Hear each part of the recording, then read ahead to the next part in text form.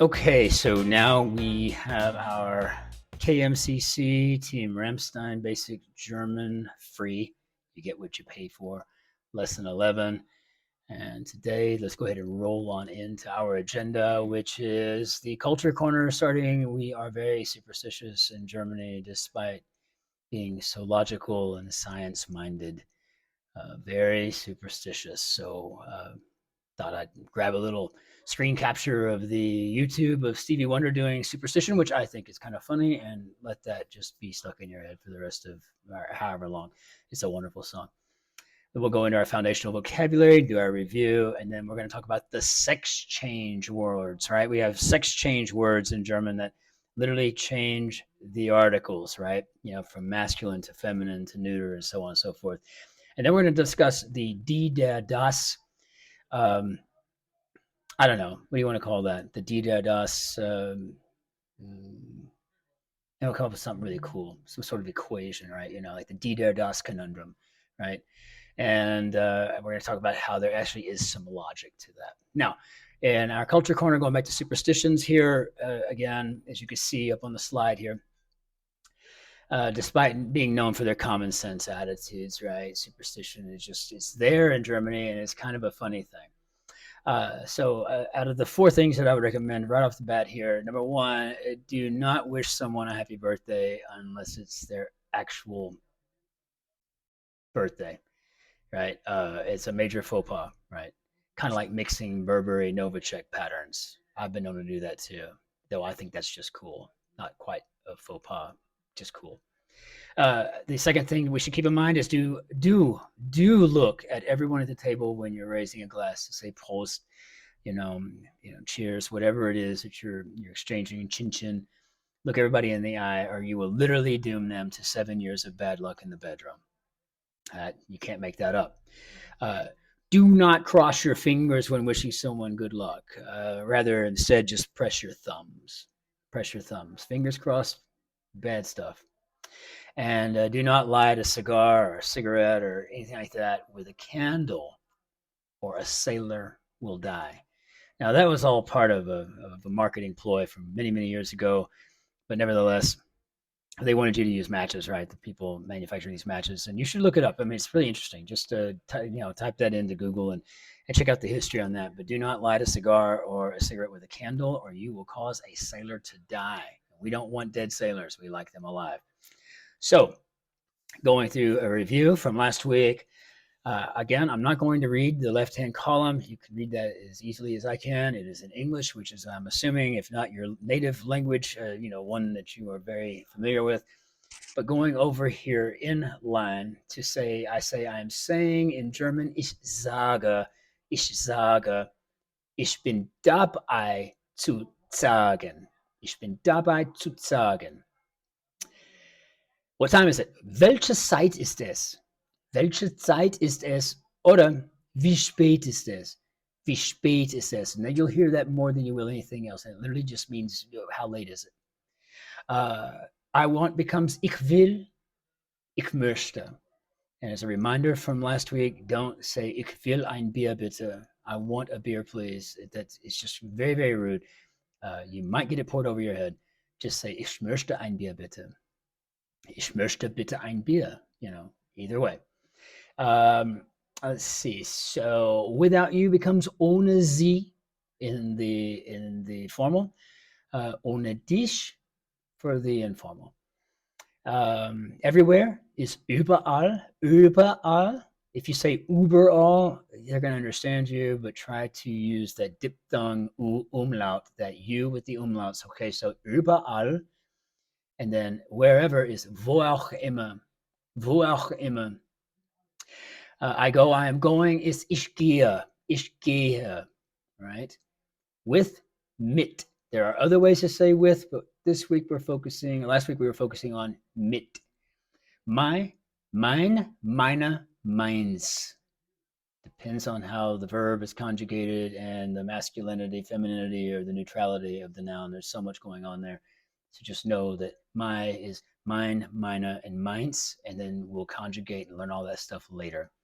Cousin, a male cousin is Cousine, and a female cousin is Cousine. And then I need is ich brauche, and I must, ich muss. And they're really interchangeable. I need to go to the store, I must go to the store. Very few situations where I can think that they're not interchangeable. On to the next slide. Right now becomes genau jetzt. Genau jetzt. Night is Nacht, Nacht. To see, zu sehen, zu sehen. Light becomes Licht. Outside, draußen. That is becomes das ist. To be, sein. I see, I am seeing. Ich sehe, ich sehe. So the words that we must memorize this week are place becomes Platz. Easy, leicht. To find, zu finden. To look for, to search, zu suchen, suchen. Near, close, nahe, nah. To wait, zu warten, zu warten. To sell, zu verkaufen, zu verkaufen. Moving on to our next slide here. Words we must know this week, must memorize, keep these two into our word hoard forever. To use is zu brauchen, zu brauchen. That gebrauchen is important, zu gebrauchen. To know, zu wissen, zu wissen. Remember that W is a V in English and German, right? When you do that transposition, right? So zu wissen, no, zu wissen. To decide, zu entscheiden, entscheiden. Between, zwischen. In between just sounds like zwischen, doesn't it? To, the number two, zwei. To, the direction, zu, an, auf, bis, in, nach, beim. Why? Because it just is. Get used to it. Do your best. All right, let's go into our sentence structures here. So, this place is easy to find. Dieser Platz ist leicht zu finden. Leicht zu finden. I need to look for you next to the car. Ich muss Sie nachher beim Auto suchen. Ich muss Sie nachher beim Auto suchen. I am saying to wait until tomorrow. Ich sage, bis morgen zu warten. I don't know why I took that tone of voice. It just sounds like something you would say sternly. I am saying to wait until tomorrow. Becomes ich sage, bis morgen zu warten. It's easy to sell this table. Es ist leicht, diesen Tisch zu verkaufen. I want to use this. Ich möchte das gebrauchen. Gebrauchen. Now, you might remember that being like I need to, right? You know, ich brauche, right? Brauche. Yeah, that's your root there. Ich möchte das gebrauchen. If you need something, to use it, right? Think of it that way. I must know where the house is becomes ich muss wissen, wo das Haus ist. Ich muss wissen, wo das Haus ist. Think about that, repeat it, and say it faster to yourself and listen to how you sound so that you can understand it when somebody else is saying something similar to you. I must decide myself between both places. Ich muss mich entscheiden zwischen den beiden Plätzen. Plätzen. Ich muss First of all, let's go back to Plätzen. See the A with the umlauts? It's not Platzen, that becomes Plätzen. So, ich muss mich entscheiden zwischen den beiden Plätzen. Sounds crazy. Like, why do I have to remember such a crazy long sentence? Because if you actually memorize its usage, it'll come to you, right? You know, like, maybe pretending to act for a play. Again, this is the repetition's on you to make this work. And this is just showing you the word and how it's pronounced. You're going to have to do the repetition on your own, i.e., that's why YouTube, you can rewind. I need to know that everything is okay. Ich muss wissen, right? So I must know, dass alles okay ist. dass alles okay ist. Ich muss wissen, dass alles okay ist. This exchange. For, with the word for. The mother, for the mother, it is for the mother. So, die Mutter, für die Mutter, es ist für die Mutter. If you see up here on the slide, if you look up on the upper right, you will see where it says static. So with using the word for with the feminine definite article, no change here. Now let's go over here to the next slide. We have the sex change for, right? And that's going with the neuter article, which is das, right? So we have the baby, for the baby, it is for the baby, and you'll see that it too is static. Das Baby. Für das Baby. Es ist für das Baby. All right. Now, when we move on to the next slide, we see we have a dynamic situation. Der, right? So now we have the masculine article, the man, for the man, it is for the man. We have der Mann, für den Mann, es ist für den Mann. The man is the recipient, right? The victim or the beneficiary, however you want to describe it. You know, he's the object of that statement. So therefore, we go from der to den, right? And remember, the dative case is a grammatical case used to indicate the recipient of or a beneficiary of an action, right? And again, it could be a victim as well, right? So der becomes den. Now, it's not easy to kind of get this all wrapped around your mind. So it's just best to kind of commit it to memory because later it'll start to make sense as you move forward in this journey. I don't know an easier way to do it. So another dynamic here is with the word with and the feminine article die. The mother, with the mother, I will go with the mother is die Mutter. Mit der Mutter. Ich werde mit der Mutter gehen. So the mother has the feminine article, die Mutter. But when it's for the mother, right, mit der Mutter takes on the masculine article. I will go with the mother.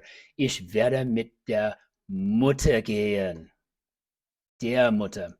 Same thing with das, okay? So let's go back to the baby, right? So now we have another dynamic situation, right? The sex change operation taking place.